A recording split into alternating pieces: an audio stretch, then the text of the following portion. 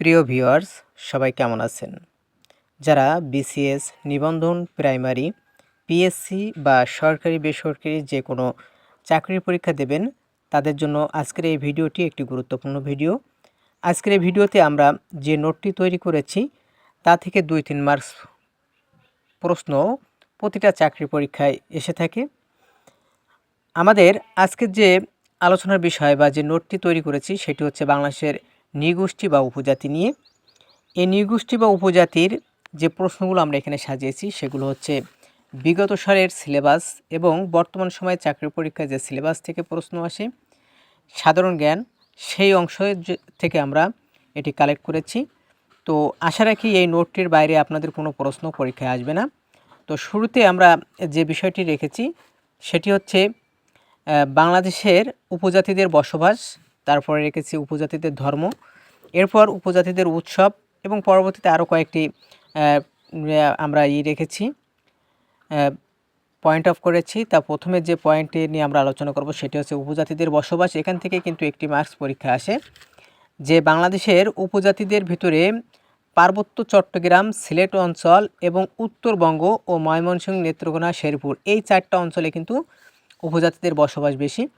তো পার্বত্য চট্টগ্রামে 13টা উপজাতি সহ তাদের শাখা প্রশাখা ধরে মোট 13টা, কিন্তু এই পার্বত্য চট্টগ্রাম উপজাতির সংখ্যা আছে 11টি, তাদের শাখা ধরলে 13টি।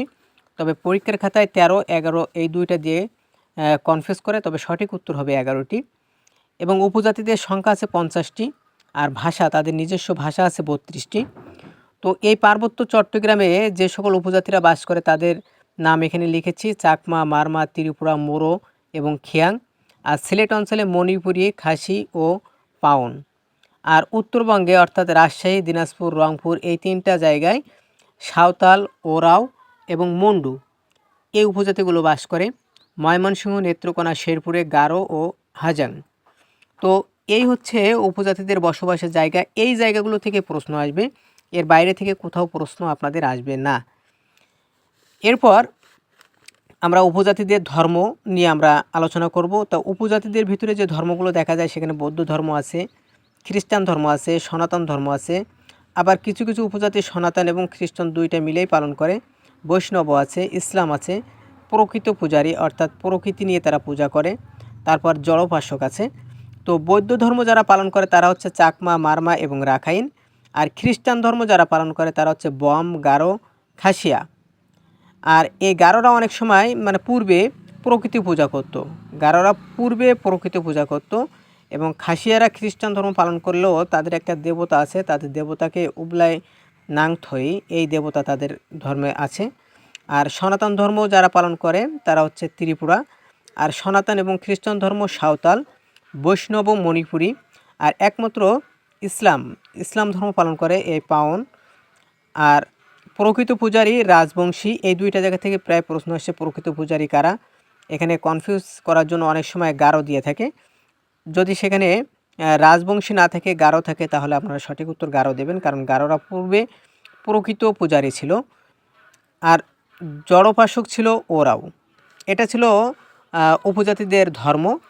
এরপর উপজাতিদের বিভিন্ন উৎসব আছে, এই উৎসবগুলো নিয়ে আমরা আলোচনা করেছি। যেমন চাকমারা তারা বিজু এবং বর্ষবরণ অনুষ্ঠান, বিজু উৎসব পালন করে, আর এই বিজুকে তাদের বর্ষবরণ অনুষ্ঠান হিসাবে বলা হয়।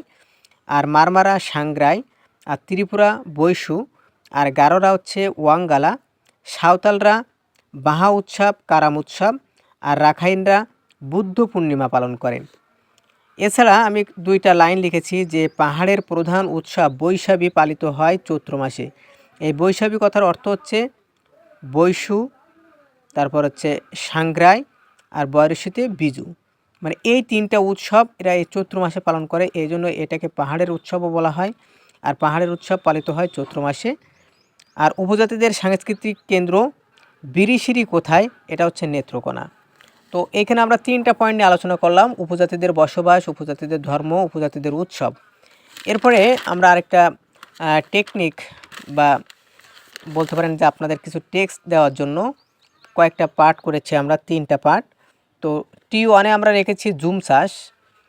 এই পাহাড়ি উপজাতি যারা আছে বা বিভিন্ন উপজাতি যারা আছে এদের ভিতরে পার্বত্য চট্টগ্রামে যারা থাকে তারা জুম চাষ করে, যেমন চাকমা, মারমা, ত্রিপুরা, মোরো, এরা হচ্ছে জুম চাষ করে। আর একমাত্র পান চাষ করে খাসিরা, যারা সিলেটে বসবাস করে।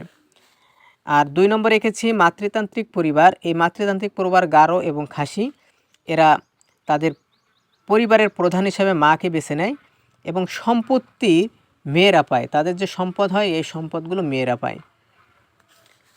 এরপর যেটা রেখেছি যে চাকমারা হচ্ছে মানে জাতি হিসাবে মানে যে নৃগোষ্ঠীগুলো আছে তারা কেমন সেই বিষয়ে, মানে তাদের বৃদ্ধি বা তাদের ক্ষমতা কেমন বা তারা কতটা সংখ্যায়, এটার পরে বিবেচনা করে এটা তৈরি করেছি টপিক্স 2। এটা হবে টপিক্স 3। চাকমা প্রধান ও বৃহত্তম উপজাতি, আর মারমা হচ্ছে দ্বিতীয় বৃহত্তম উপজাতি, আর থানসি হচ্ছে সবথেকে ছোট উপজাতি। আর T3-তে এটা হবে T4, সেখানে রেখেছি চাকমারা বাস করে রাঙামাটি, মণিপুররা সিলেট মৌলভীবাজার, খাসি সিলেট, গারোরা ময়মনসিংহ টাঙ্গাইল, আর পাউনরা সিলেটে, রাখাইনরা পটুয়াখালী। এইখানে যে উপজাতিগুলো রেখেছি এই উপজাতিগুলো ভিতরে আরও একটা প্রশ্ন আপনাদের আসে, যেরকম মঙ্গোলীয় থেকে মগ, মগ থেকে মারমা, মারমা থেকে রাখাইন, আর রাখাইনরা আরকানে বসবাস করত। তো যাই হোক, এই ছিল আমাদের আজকের ভিডিওয় বাংলাদেশের নৃগোষ্ঠী ও উপজাতি নিয়ে। আমরা এভাবে নোটগুলো আপনাদেরকে দেওয়ার চেষ্টা করছি। এই নোটগুলোর মাধ্যমে আপনারা সহজে নিবন্ধন পরীক্ষা, প্রাইমারি পরীক্ষা, বিশেষ পরীক্ষা এখান থেকে প্রশ্ন পাবেন। এর বাইরে কোনো প্রশ্ন পাবেন না। বিশ্বাস না হয় আপনারা বিগত সালের প্রশ্নগুলো অবজার্ভ করুন, দেখবেন এর বাইরে আপনারা একটা প্রশ্ন পাবেন না। তো এগুলো আপনারা চেষ্টা করুন, চর্চা করুন এবং ভালো থাকুন। আমরা আগামী দিনে বাংলাদেশের জনসংখ্যা এবং জনমিতি নিয়ে আলোচনা করব। সে পর্যন্ত আমাদের সাথে থাকুন। যারা আজকে চ্যানেলে নতুন তারা অবশ্যই চ্যানেলটি সাবস্ক্রাইব করবেন এবং পাশে থেকে সহযোগিতা করবেন। আর যারা আমাদের চ্যানেলে প্রিয় বন্ধুরা আছেন তারা অবশ্যই লাইক, কমেন্ট এবং শেয়ার করবেন। আল্লাহ হাফেজ।